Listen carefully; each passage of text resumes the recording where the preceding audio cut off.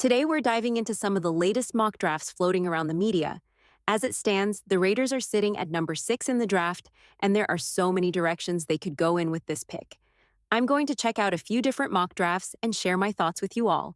But before we jump into it, if this is your first time visiting the channel and you're a fan of daily Raider content, be sure to hit that subscribe button and tap the notification bell so you're notified whenever I post new videos like this.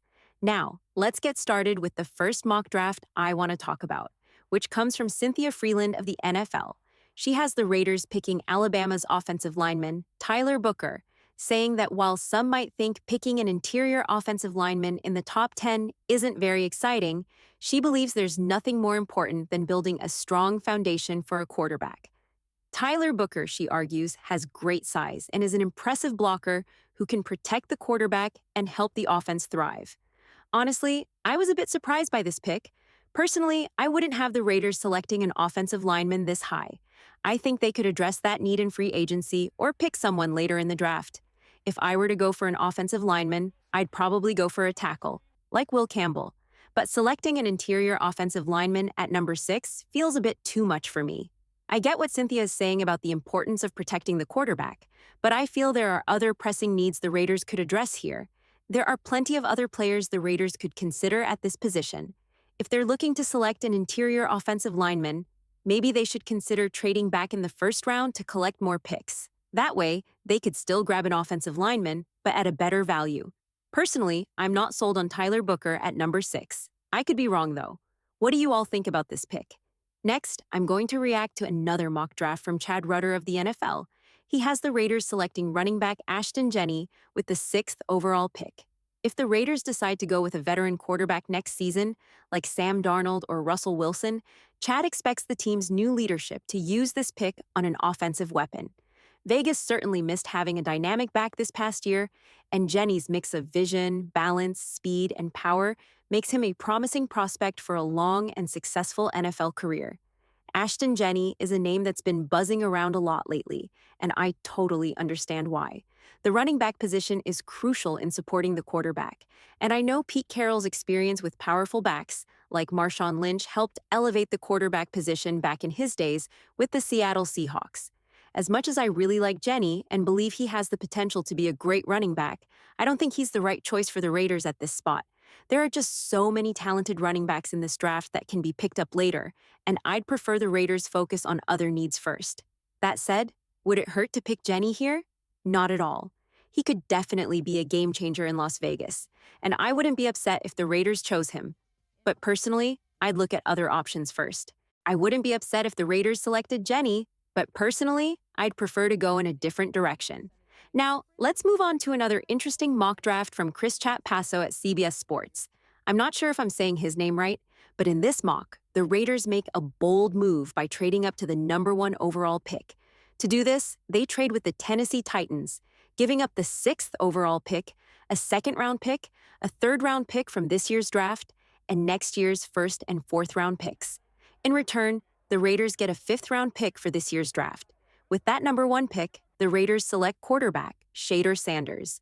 The idea behind this trade is to bring back the concept of Tom Brady and company making a move to secure their quarterback, just so they can make sure they land him in this draft. It's a big move, and I have to admit, it's a bold one. There have been a lot of rumors about this happening, though we can't say for sure if it's true. To give up that many picks, a 1st, 2nd, 3rd, and next year's 1st and 4th, that's a lot to give up. But I'm relieved to know we wouldn't be giving up Max Crosby in the deal. Now, I won't lie to you guys. Shedeur Sanders is my number 1 quarterback in this draft class. He's followed by players like Cam Ward, Jackson Dart, Jalen Morrow, and others. But if the Raiders truly believe that Sanders is their guy, why not go for it? I understand we'd be sacrificing some future picks, but if the Raiders don't address the quarterback position in free agency, which is what I'm expecting, and they want to move forward with a rookie quarterback, then it makes sense to grab the guy they believe in. If they're confident in Sanders, why not make the move to secure him now? If Tom Brady believes that Shedeur Sanders can be the future franchise quarterback, and if Pete Carroll can coach him up to become a leader right out of the gate, like Jaden Daniels or even CJ Stroud last year, then I say go for it. If it takes giving up multiple picks to secure him, then so be it. However, if the Raiders end up bringing in a veteran quarterback like Sam Darnold or Russell Wilson, I don't think there's any need to trade up that much for a rookie. In that case, I'd rather wait and grab another quarterback like Jackson Dart or Jalen Morrow in this year's draft and let them sit and develop for a bit until it's their time to step in. But now, I want to hear from you guys. Do you think trading up this much is too much to give up? Or do you feel like the Raiders should go all in for Sanders? Let me know your thoughts in the comments below. Now, moving on to USA Today's mock draft. They have the Raiders selecting wide receiver tetairoa McMillan, also known as T-Mac, at number 6. They mentioned that unless Las Vegas makes a big move for a veteran quarterback like Sam Darnold in free agency, this spot could be a potential target for a quarterback trade-up. But as it stands, McMillan could help the Raiders keep moving the chains consistently and finish drives as a dominant red zone target. I absolutely love this pick. I'd be thrilled if the Raiders selected T-Mac and brought him to Las Vegas. I believe he could definitely develop into a future wide receiver one for the team.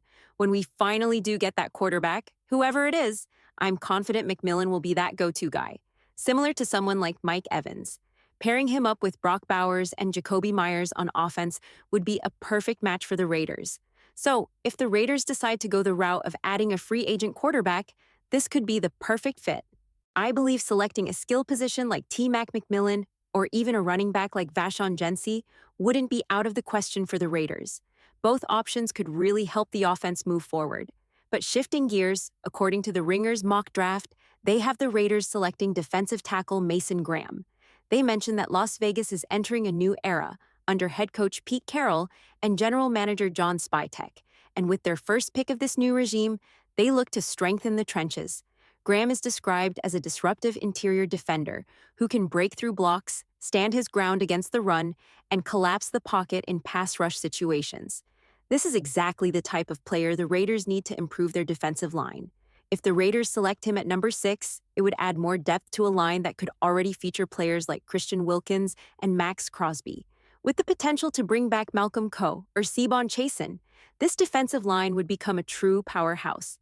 When you look at what happened in the Super Bowl, with Patrick Mahomes under constant pressure from the Eagles' defensive line, you see just how crucial a strong defensive front can be. If the Raiders can replicate that and create a menacing pass rush, I'm all for it. Now, the last mock draft I want to touch on comes from the 33rd team, where they have the Raiders selecting quarterback Will Johnson at number 6.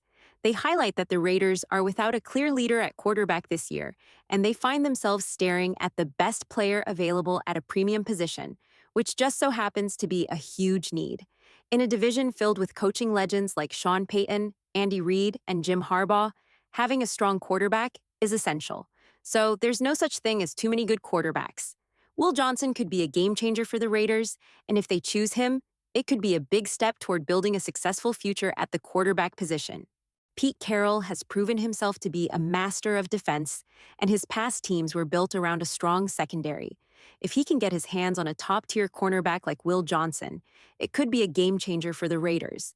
While it's tough to replicate the dominance of Seattle's Legion of Boom, bringing in a player like Johnson could be the first step in rebuilding a fearsome secondary. The Raiders haven't had a true shutdown cornerback since Nnamdi Asomugha, and though players like Nate Hobbs and Jack Jones have shown promise, we still don't have that number 1 corner who can lock down opponents. Johnson could be that missing piece. Looking ahead, I'm excited to react to some of these mock drafts and share my thoughts with you all. Tomorrow, I'll be dropping my first 7-round mock draft, as I promised after the Super Bowl. Before I dive into that, though, I wanted to discuss a few picks from other outlets and see what direction the Raiders might go with the 6th overall pick. Whether the Raiders stay put, trade up, or move back, there will be plenty of great options available. So, if you were in charge, who would you pick at number 6? Let me know your thoughts in the comments below.